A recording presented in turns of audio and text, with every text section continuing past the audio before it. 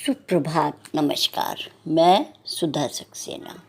जीवन में सुख और दुख निरंतर आते जाते रहते हैं, लेकिन अक्सर ऐसा होता है कि हम दुख को या कठिन घड़ी को ज़्यादा याद करते हैं और उसी का रोना रोते रहते हैं। आइए आज हम इसी विषय पर विचार करते हैं कि अंधेरे का रोना ना रोएं। हमारे द्वारा गलत ना हो, इसके लिए हम सजग रहें, पर जो गलत हुआ है उसके परिणामों को भुगतने का भी साहस रखें। गलती या बदनीयती के प्रति सजग और सावचेत रहकर ही हम उससे बच सकते हैं। हो चुकी गलती के लिए रोते ना रहें और फिर स्वयं की सोच और बुद्धि को सकारात्मक और रचनात्मक बनाने की कोशिश करें। अंधेरे का रोना रोने से जीवन में प्रकाश की किरण नहीं उतरती है, लेकिन सद्गुणों का प्रकाश यदि आत्मसात हो जाए तो दुर्गुणों का तमस अपने आप दूर हो जाता है। अंधकार को दूर करने का सीधा सा सूत्र है कि जीवन में 2 दीप जलाएं। हम नकारात्मक सोच को दूर करें और सकारात्मक दृष्टि से पुनः चिंतन करें, अर्थात कि नकारात्मक दृष्टि से हम मुक्त हों और सकारात्मक सृष्टि को अपनाएं।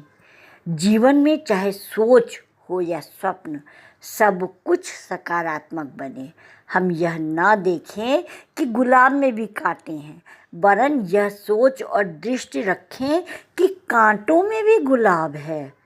गिलास को आधा खाली तो हर कोई कह देता है, लेकिन हमारी विशालता और उदारता इसमें है कि हम उसके भरे हुए पहलू पर ध्यान दें और कहें कि गिलास आधा भरा हुआ है, और प्रेम और मुस्कान से कहें ये कि गिलास आधा भरा हुआ है।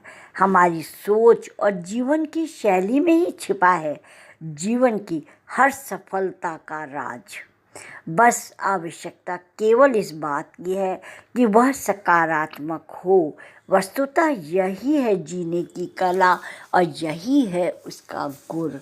यदि हम नकारात्मक दृष्टिकोण को दूर करके सदैव सकारात्मक दृष्टिकोण अपनाएंगे तो हमें सुख ज़्यादा दिखेगा और हम उस सुख का अनुभव करते हुए नए चिंतन के द्वारा हम अपने को सफल बना सकते हैं, जीवन को सहज बना सकते हैं। जब हम सकारात्मक चिंतन करते हैं तो हमारा चिंतन एक अच्छे कार्य की ओर बढ़ता है, माने कि अच्छी क्रियाशीलता की ओर परिवर्तित होता है। नकारात्मक सोच रखने से हम स्वयं में ही डिप्रेस हो जाते हैं, अवसादग्रस्त हो जाते हैं।